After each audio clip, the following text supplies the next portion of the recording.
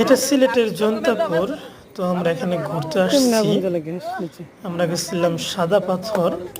তো ওখান থেকে আসার পথে আর কি এটা পড়ছে সিলেটের জন্তাপুর। তো মেন রাস্তা থেকে একটু ভিতরে। তো এখানে লোকজন আর কি, আমরা ওদিকে গেছিলাম গা, ওই ভিতরে আবার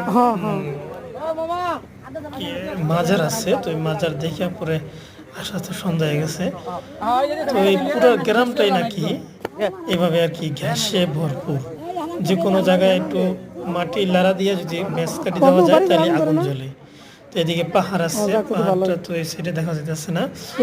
তো এটা হইলো যুগের পর যুগ আর কি এইভাবে আগুন জ্বলতেছে এখানে। পুরো আর কি ঘ্যাস ভরপুর, পুরো গ্রামটাই ঘ্যাসে ভরপুর।